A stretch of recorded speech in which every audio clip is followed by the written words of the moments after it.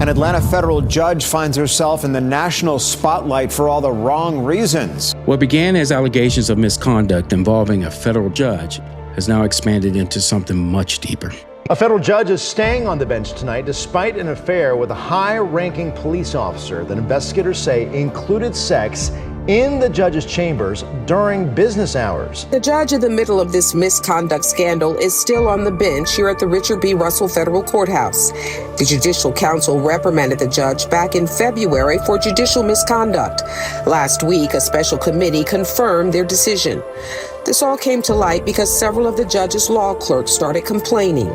The Judicial Council says in its report that the judge engaged in an extramarital affair with a high-ranking police officer.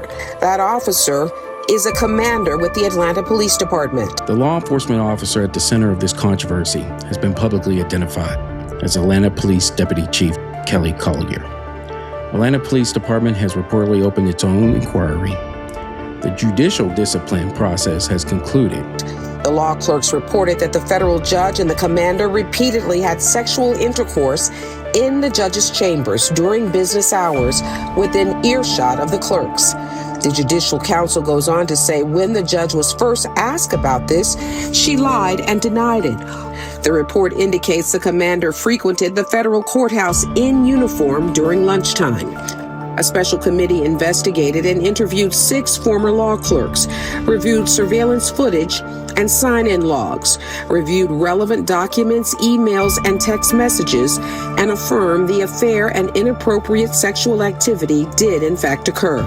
And despite the findings that have generated national controversy, a judicial council decided that judge would receive a, quote, private reprimand for engaging in an affair with a sworn police officer inside her judge's chambers. The salacious nature of the case isn't as disturbing as what the report also claims, that the judge initially lied about the allegations. If you have a judge who engages in that kind of conduct in the courthouse during business hours and then gives false statements when confronted about it, that person has demonstrated that it was a gross lack of judgment.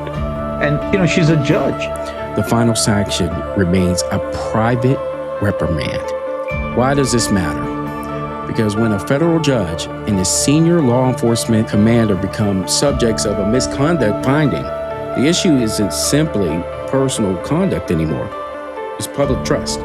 It's accountability, and whether the system designed to police powerful people are actually working. When you have a lifetime appointment, you're able to avoid any sort of public and any sort of private scrutiny. This is the Hill of Justice. I'm Jerome Hill, former state investigator and police officer, and with me is retired Sheriff Victor Hill. We're going to break down the findings, the officer's role, the judge's role, the new investigation, why legal experts are still debating the outcome, and the one finding that may concern investigators more than anything else. Because at the end of this episode, you may find yourself asking a very different question than the one that brought you here in the first place. So, the story has changed now, and it's changed in this way. When the story first broke, most of the public centered on the judge and her actions. And that was understandable, but the judge is the public face of the judiciary. But now a major development has changed in the landscape. It is the officer involved has been publicly identified. That matters. Not because of the relationship itself, nobody cares about that in total, it's a private matter, but because command-level law enforcement officers occupy positions of enormous public trust. As investigators, we're trained to look beyond the personalities. We focus on institutions, and this matters. And now 2 institutions are under scrutiny simultaneously. We're talking about the federal judiciary and the major metropolitan police department. And here's where many people miss the bigger picture. The public often sees a scandal. We see exposure because whenever 2 powerful systems intersect through undisclosed personal relationships, investigators start asking these kind of particular questions. What risk did this create? That's 1. 2 is what improprieties occurred and were there other people or cases affected? That's huge. We'll talk about that. And what could have happened? This is the type of distinction that is critical when we ask these type of questions. So let's approach this exactly how investigators would when allegations surface. And investigators generally focus on 4 areas. So, brother, we're talking about official government facilities that was used in this. We are talking about the impact on employees. And we're talking about potential conflicts involving official duties. And then lastly, we're talking about the candor during the investigation. But I want you to notice something. Only one of those involves the relationship itself. The other 3 involve institutional integrity. And that's why this case has become so significant. Lay it on me. Well, how this case even came to be is disturbing. So imagine you got some clerks complaining. They're complaining that they're hearing sexual relations through a wall or through a door with the judge. So these clerks work and answer for the judge. So imagine you're working for a powerful figure in the judiciary, and that's a lot of power to have with a particular individual. So something brought them to the point to where they felt that they had to make this complaint in the first place. There were hints of it being a toxic work environment, of the judge sometimes yelling and screaming at them, or the judge making,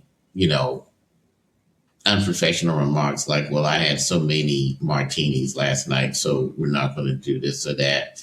I can't quote it verbatim, but just conversation that's inappropriate for a boss to have with subordinates, Again, I was the sheriff over 15 years, and I've never had conversations with subordinates about how much I had to drink last night and why we're not doing something so you already got a toxic environment. So you obviously have a toxic leader anyway with her relationship with the clerks.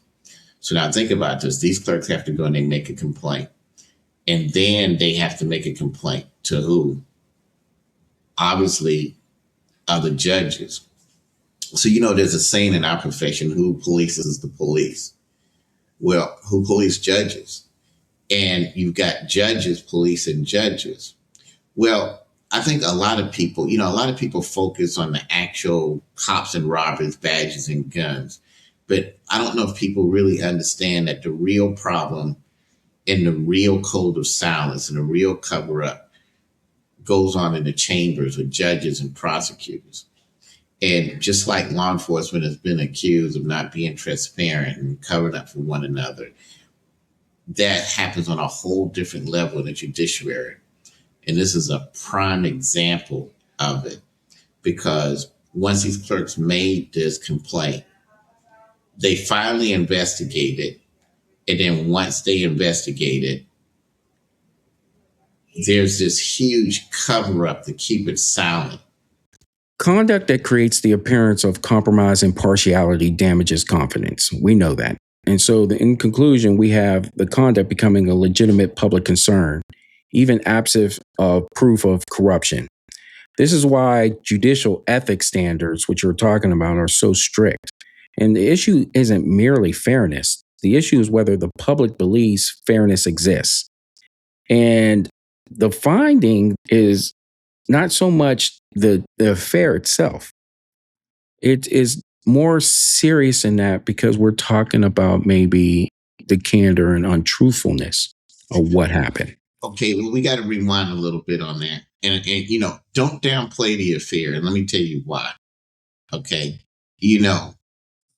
who speaks more to other officials about holding cops and politicians to a higher standard than judges? We hear it from them all the time.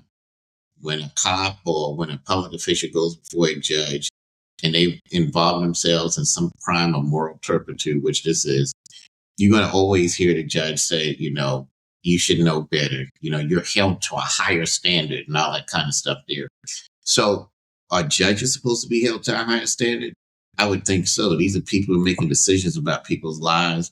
These are people who are taking years of freedom or sanctions or stuff like that.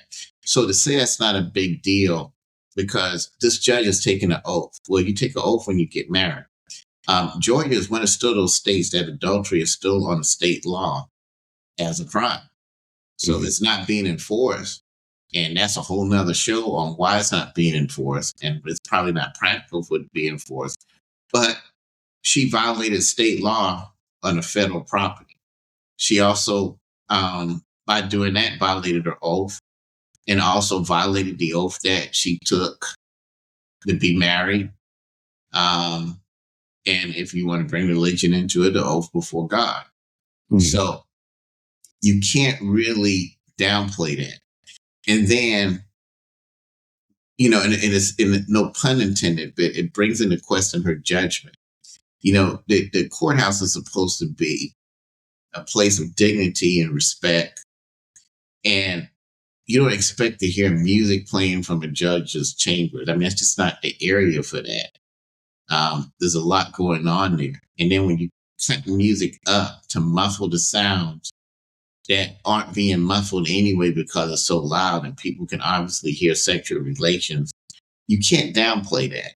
You can't downplay the exposure that she put her husband and family to, which shows poor judgment. And a judge can't have poor judgment because they're sitting in judgment of others. So, people go and say, well, everybody has an affair. Maybe they do. But where and how shows either a person's lack of judgment. Well, first of all, it's going to be lack of moral turpitude no matter what. But if that's what she chose to do, the federal courthouse, you're on federal time, you're on the taxpayers' dollars. So at a time where you're supposed to be working and reviewing cases and doing stuff like that, you're involved in sexual relations with a man that's not your husband. Right. So that can't be downplayed. Okay. Right. It probably can't be downplayed. But me as an investigator, I have to consider the most consequential part of these entire case. And that's findings of truthfulness in this. Part of that exists as, I don't want to go ahead and downplay that, as you say, but as far as X's and O's and evidence and what I can go ahead and corroborate and really nail somebody for charges, if there are any, or even discipline, I could tell you something that surprises many people, and that's that organizations frequently survive misconduct. They really do. And what they struggle to survive is dishonesty. And this is why, because investigators rely on credibility. And that's a little bit what we got to talk about here. Well, and I'm sorry to mean to corrupt, but you're right. Anytime we catch an investigator lying, that's one thing that attorneys do. If there's any record of this person lying, I think they call it a Brady list or something like that now, then his testimony is no longer good in court. When investigators, deputies, whoever work for me, and they are investigated and they're caught lying in investigation, they're terminated because we can't rely for their testimony in court anymore. And see how crucial that is. That's not just crucial for us as an agency when we're trying to make cases, but imagine this. When people are wrongfully convicted, they're wrongfully convicted because of manufactured evidence, meaning somebody plant evidence on them, or they're convicted because someone manufactured testimony, meaning they perjured themselves in order to lie to get this person convicted. If a cop, a prosecutor, or a judge lies during an investigation, then how can we trust their testimony in court? And how can we trust that they won't use perjury in order to get a conviction and say things that actually didn't occur? That's just how serious it is. So now you're not just talking about a street cop making a case. You're talking about the actual judge. And that just takes it to a whole nother level. Right. If I look at this, every investigation starts with information, right? Correct. And information is only as reliable as the people providing it. And when investigators conclude that a witness, subject, or even an official was not candid, the focus changes immediately, and it has here. Now the issue is no longer what happened. The issue becomes, can we trust what we're being told? And this is a completely different investigation. But the story gets more complicated than that. Right. So remember, and according to the reports, she initially denied it. She initially called the clerks and made the complaint liars, and then had to recant her story and tell the truth. Oh, they were telling the truth. And I remember reading that. I think that some of those clerks have been transferred. But even if they have been transferred, who do you send over there now? Mm-hmm. And what are you sending them to? I think the only thing as disturbing as her lying during this investigation is a cover. So you got other judges, they're doing everything in their power to keep her identity secret, to keep his identity secret. This actually happened back in February, so they did a great job of that. Now think about this. They kept this investigation secret and they kept everything up to a point. And when you talk about the investigation, you're talking about investigators actually looking for semen samples on a couch. That brings into play a whole bunch of other stuff. So, I mean, it makes you, it brings questions that are personal, but you wonder, okay, if that's the case, is there unprotected sex? Because that's a whole nother subject. And that's another thing that shows moral turpitude, especially with the fact that she's married. But you got this investigation going on, and then you got a judge that lies during the investigation. And somehow this panel comes to the conclusion, well, you know what? I tell you what, she just won't be able to sit on some committees and she won't be able to rotate as a chief judge. But, based on her exemplary performance?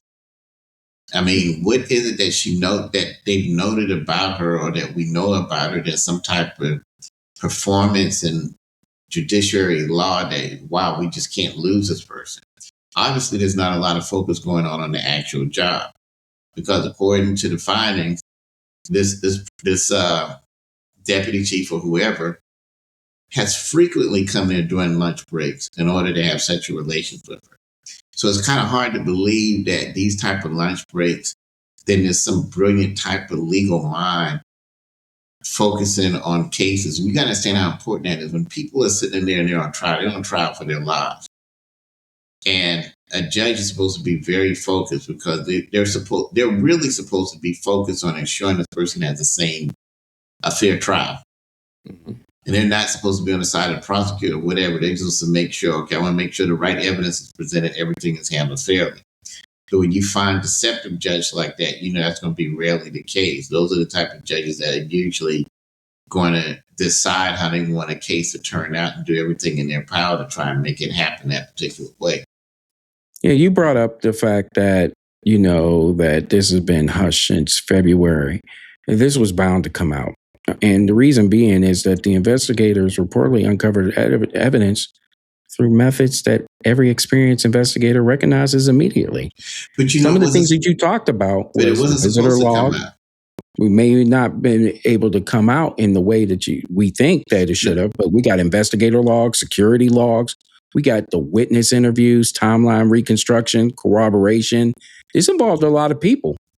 And with a lot of people, things get loose. Things get loose, exactly. But the way that it was planned by this Judiciary Committee is we're going to handle it this way. We're not going to name her in the report. We're not going to name this person. So that blows out the transparency thing. And, allegedly media, politics, and judges are demanding transparency from public officials, and judges are supposed to be there to make sure you will release this. You will release it. But you have a group of judges that don't want to release her name, don't want to release his identity. And then they send it to get it affirmed by the 11th Circuit. And the 11th Circuit affirms it as is. They affirmed the secret report. But somebody didn't appreciate that, and rightfully so. So somebody made the calls and made hey, you might want to look at this report.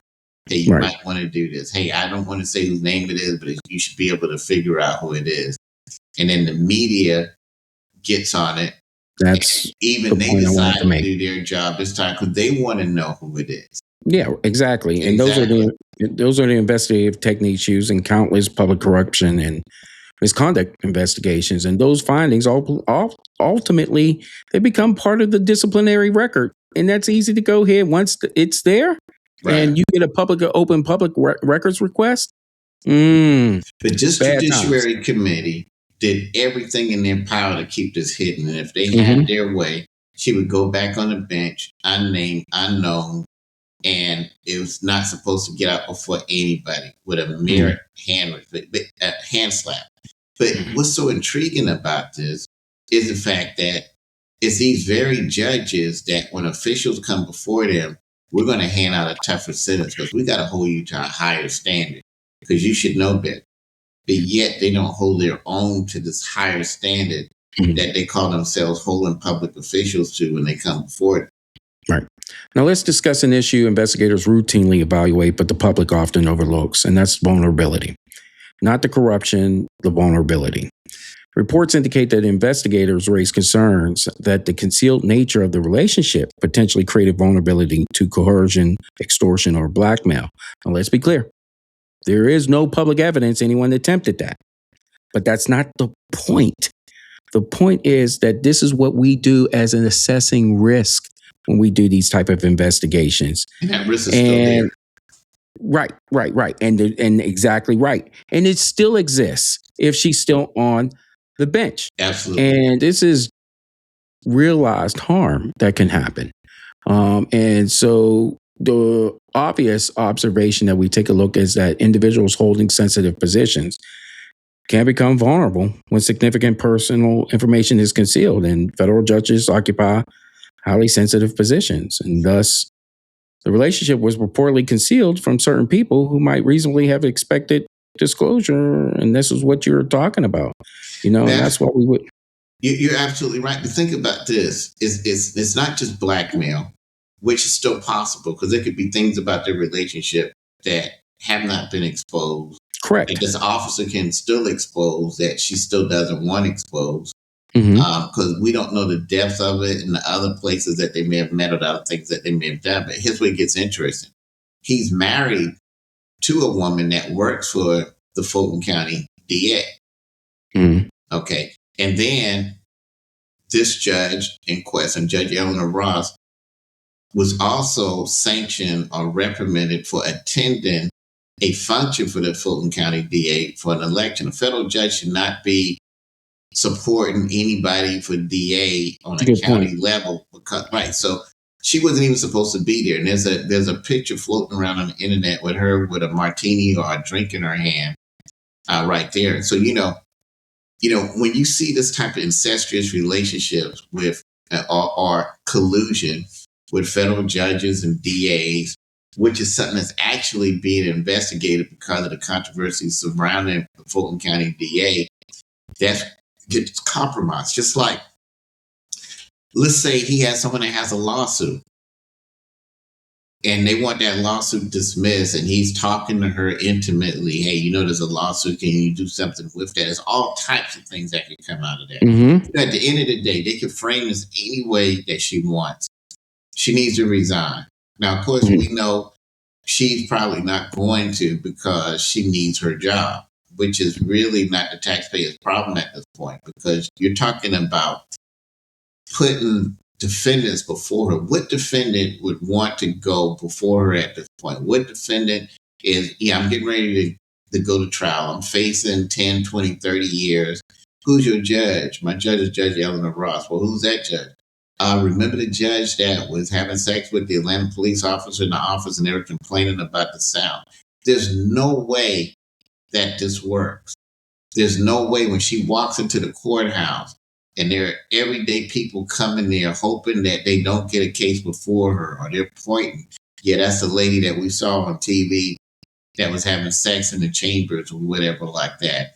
If you look at this thing has made TMZ, it's made every media outlet you can think of.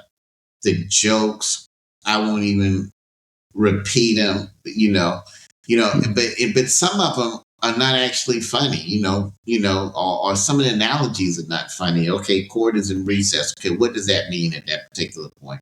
Everybody's mind is thinking about that. There is no way she can govern effectively after this. Right. And so our job would be what you need to do is to view this situation as a security and integrity concern. And this is exactly what law enforcement and intelligence agencies evaluate all the time. This is the risk. Right. They don't wait for the exploitation. They identify these vulnerabilities before exploitation occurs. That's our job. That's what we do. And that's why this issue becomes part of the broader misconduct analysis on this. But now, There's a different investigation that comes into play because we already talked about the judicial review. Now we got to talk about what goes on with the Atlanta Police Department and where this puts in this. This is where the story really truly escalates in this end of it, because now the judiciary is no longer the only institution conducting the review. We are talking about APD, and they have their things that is way separate than what the judicial does, that can be even more implicating. You're absolutely right about that. So you got an officer that's on duty, and during his lunch break, he stops and has sexual relations. And you can play with that any way you want. Mm-hmm. You could say, well, it's on his lunch break. Okay. Officers technically don't have lunch breaks. We can sit and eat, but how many times have you been sitting and eating and you had to stop and leave the food because a call goes out? There's no such thing. A person just got shot. Someone's being taken hostage. A woman's being beaten. Well, look, I'll be there, but my food just got set down here. I need to go. Okay, so it doesn't work that way. So there's many meals that have been left because a call goes out. It's not one of those normal jobs where, hey, don't bother me, I'm on lunch. Mm-hmm. So you got to think about it. Officer has to be alert at all time. Anything can happen. A courthouse, anything can happen. So you have to always be alert. We saw what happened with Brian Nichols. So there's no way that this man can respond to a call while he's on duty. We don't know the level of clothing he had to take off, but he had to disrobe himself to some degree in order to have, no pun intended about disrobing, but to some degree, in order to have sexual relationship with Judge Eleanor Ross. So let's just say an Atlanta police officer did get shot. Let's just say there's some catastrophic thing. Now, his response time is cut because he has to get dressed and he has to put his gun back on or whatever he has to do in order to get ready. So that's something there that there might be something there already, Keith. Exactly. Because now what the investigators like me do is I take a look at what he's done, the times that he's done, the times that he's come into court and everything like that. And I compare that to major incidents in and around the area. Were department policies broken, duty-related implications, the reporting requirements. You're talking about conduct expectations for him and his staff, who he has command over, the potential reputational impact on the Atlanta Police Department. This guy is on the hook because the standards are different with him. It should be the same, but unfortunately, it's more difficult for him than anyone else. That's the critical point here. Right. If they're going to be held to the same standards that they hold everybody else to, because, there was an attempt for that not to happen. But let's say that he has had sexual relations with other employees, then they may want to come out at this particular point. I mean, if he felt comfortable doing that in a federal courthouse and federal chambers, what did he feel comfortable doing in this particular office? What was his assignment that day? How long are these lunch breaks? Was it an actual 30-minute lunch break?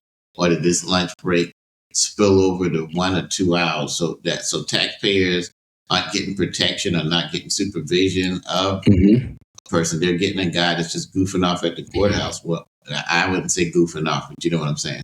Right. And this is part of what the examination that we do, and we'll play that over what happened and what was happening elsewhere that he could have been able to go ahead and affect.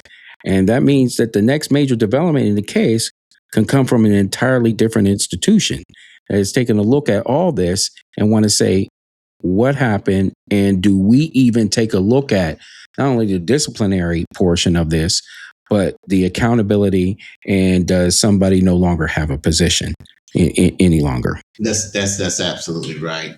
And any defense attorney worth his weight, any case that this judge has handled is questionable, past, present, and future. Right. I can't think of any defendant that would feel comfortable sitting before this judge with that particular situation. Again, I think we covered this before, and I think I said it before. Imagine you're getting ready to go to trial on a serious case, and then everyone's like, oh, what judge are you at? Well, who's that? Oh, that's Judge Ross. The Judge Ross that was in, you know what I'm saying? Mm-hmm. There are going to be a lot of people asking her to recuse herself from cases. There's going to be a lot of review. just her presence right now at the federal courthouse is disruptive. Right. And so we're looking at this. Initially, the story was about the misconduct allegations. But today, the story may be about the punishment and the disciplinary findings now that have been reviewed and upheld. What And punishment? we'll probably still, well, I'm talking about where she was secretly given a pow-pow. Now, Right. that may morph into something more with another investigation. Well, And let me add to that. I didn't mean to interrupt, but okay. One thing about federal judges is a lifetime appointment. correct. The only way to get rid of a federal judge is an impeachment process. Right. Now, there's a high-profile figure that already said that he's going to work on getting an impeachment done, and he's a high-profile person that she sentenced, and he was pardoned. And there's a lot of craziness that went on in that case. A lot of stuff where her judgment was in question with that as well too. And so, you know, it will be interesting if that impeachment proceedings begin. You know, and I hope it does for several reasons, because not just to deal with her, because she obviously doesn't need to be on the bench, but that impeachment process needs to look at this committee that made this decision. Hey, let's hide it. Let's keep her on the bench. And the only thing comes out of it is, hey, you can't sit on a few committees and you don't get to rotate as a chief judge, which is actually nothing at all. And had they succeeded in that, not only would anyone have never known, her husband would have never known. And that's something he needs to know.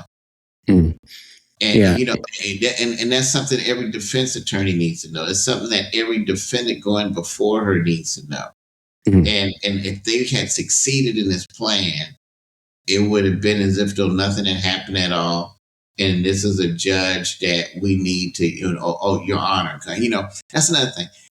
How do you refer to her at this point as Your Honor? There is no honor in what she did. Right. I will tell you this, that, and what my brother prefaces, he does not have any inside knowledge about her punishment, but we're just speculating on what those could be. But what he is trying to put about is what is reflective of the limitations of the judicial discipline system. And that if somebody does go about going ahead and trying to get an impeachment going on, that will have to be reviewed. And I think that's warranting of some stronger consequences when matters like this happen. And others are going to focus specifically on the findings regarding truthfulness, regardless of where someone falls on that debate. One reality is undeniable. The discussion has shifted, and people are no longer asking what happened. They're asking, was the response adequate? And once that question enters the public conversation, institutional credibility becomes the central issue. Now, now we got to talk about, could this affect cases? Now, that's something that I want to address, because the question every defense attorney is asking immediately right now is, how could it? Cases could be challenged. Yes. But the answer remains the same, and it's not automatically. Most courts require proof that misconduct affected a particular proceeding, and that's going to be looked at. That's a tedious task to do. Yes. That generally means showing actual bias, conflict affecting a case, due process violations, or demonstrative, prejudice. And reports indicate that investigators, as of right now, found no evidence of that. But because there's another investigation, Judge Ross could be on the hook. And that may significantly limit these broad challenges that are out there. Well, I can tell you this. There's 2 high-profile cases that she handled that had that type of behavior. And I'm pretty sure that those 2 cases are going to come to light. And sure. I think those cases reflect the fact of the type of judgment she uses based on the judgment that she used to be involved in these type of activities in the judge's chamber. Again, the only reason she wouldn't step down is because she needs a paycheck, because I guess she's trying to figure out, where do you go from here? What does she do? Open a law firm? I mean, that's probably not a good thing. I don't know how many people would say, okay, well, look, that's the attorney I want to represent me in court. I don't know how many law firms that would want to hire point. So right now, she's desperately clinging on to the only thing she has. But it's definitely time for her to find another profession. There is no way she can command the type of respect that a judge is supposed to command with this. Here's the problem for her. Attorneys routinely review timelines, relationships, and disclosures whenever public misconduct findings become available. Correct. And once those lawyers begin examining those records, new questions almost always comes up. That's the problem. Because those questions lead anywhere and remains unknown, and you do not want that whatsoever. And these reviews by themselves can keep a controversy like this alive for years and years and years, which is why she probably needs to step down. And this is the question that now overshadows everything. When this story first emerged, many people saw it as a courthouse scandal, right? But today, it looks much different. And we're looking at basically a federal judge, a deputy police chief, and a completed misconduct investigation, an active police inquiry that is problematic. And all of that has questions about candor, questions about accountability at this point. We're going to find that this judge has a history of misconduct that was being ignored. And it's probably not going to be ignored no longer now. You know, a lot of times you make complaints when judges or you bring things to light. People are like, they're just mad because the judge handed a sentence that they didn't like and don't pay attention to it. And of course, we see an obvious case of judges covering for each other. But in the days and weeks to come, you know, there are two cases, one in particular that we know is going to show that this is a pattern. This is not, and even this is not like it was a one-time thing. Like, you know what? It was just a heat of passion. It was going on for years. Right. And he was coming to our office repeatedly. Right. You know, for lunch, right? This is a place where I stop by to have some quick sex or whatever like that. And this is why this case continues generating headlines, because ultimately this is about a relationship. It's about whether powerful institutions hold powerful people accountable. The judiciary has largely completed its review, but the police department may still, and it's still conducting its own. It has these big question marks that need to be answered. I think the biggest question marks with the judiciary, what review? That doesn't sound like a review to me. It sounds like a very good investigation, but then you take it to the people who make a decision, and then there's this cover-up. And you got to understand all the incestuous relationships that go on in the judiciary. You know, you got judges that used to work in a prosecutor's office or used to work in a public defender's office, or they went to a particular law school together. You hire an attorney and then you find out that this attorney is friends with the judge hearing the case, and they go out and eat. And, you know, it's not like these people go out and eat. Well, you know, we can't discuss that because they discuss and gossip and do just as much as anything else. And the victim are the people who are asking for a fair trial. And this right here perpetuates and magnifies that. A lot of these judges go to conferences, and so you got judges and prosecutors and defense attorneys all at the same conference. And somebody's got to figure out a way to figure that out, because, and what do? They discuss cases. Well, you know, I got a case coming before you. Yeah, and you know, and I've heard backstories of these conversations. Yeah, well, anything you bring before me, I'm denied on that case or whatever. This goes on. Yeah, it does go on. Exactly. And then there's this facade that there's an actual professionals and they're fair and impartial, but obviously they're not. There's too many incestuous relationships. And this is perhaps one of the textbook examples of the incestuous relationships that go on in the judicial that's improper. And how many people are serving time in jail have been ruled on unfairly, unjustly because of these incestuous relationships, discussions, the courtroom outside the courtroom. You know, I think there's a legal term for that. Yeah. I will say this. Or whatever like that. Something like that. I don't know what it is. But I will tell you this, because there's still an active investigation, there's more questions that are going to be asked. And with active investigation, maybe for the cop, but for her, that it was approved. Hey, y'all, we think. I heard one report said that we think she can be rehabilitated. I mean, really? I mean, rehabilitated how? I mean, did you call her husband and say, look, she's rehabilitated. She's now a faithful wife and won't be having sexual relations in the chamber anymore. Move forward with your marriage. I mean, it's bizarre.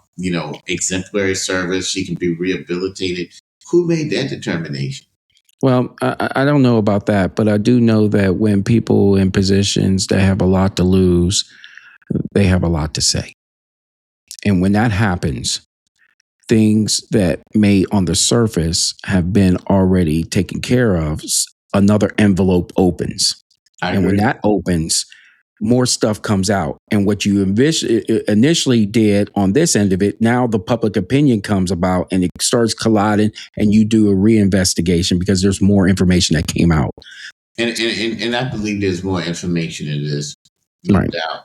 But like you say, the court of public opinion, one thing that judges and media are good about is they're good about trying cases in a court of public opinion before it gets to the courtroom. Right. That person can't have a fair trial.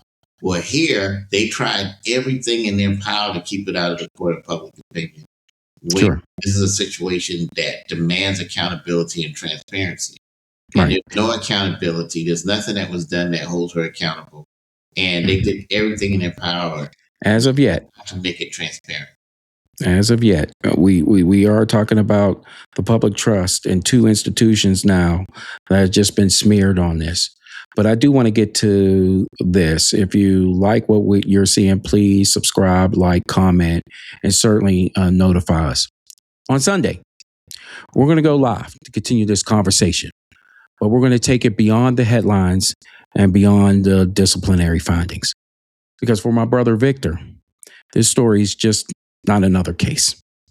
There are personal connections and circumstances that make this much more than a news story for him. And that's something we're deliberately held back from this episode. Sunday, we're going to have the most honest conversation about those connections, how this situation affected people beyond the public records, and some of the questions that simply cannot be explored in a pre-recorded show. So if you think that you've heard everything that there is to hear about this case, I can tell you right now, you haven't. Join us live on Sunday as we pull back the curtain on the personal side of this story. We're going to answer your questions in real time and discuss details and perspectives that haven't been a part of the public conversation. Brother, you did a great job. I just wanted to go ahead and say, I'll see you on Sunday. See you on Sunday. A lot of people are going to want to hear what you have to say. And certainly we've both been in that courtroom together. And I think you got an interesting story to talk about on Sunday. Absolutely. I'm actually a person that went before this judge as a defendant. We'll leave it at that. Okay, let's go ahead and do that. And for everyone at the Hill of Justice, thank you so much. And for everybody at Hill Nation, and we'll see you soon. This is the Hill of Justice.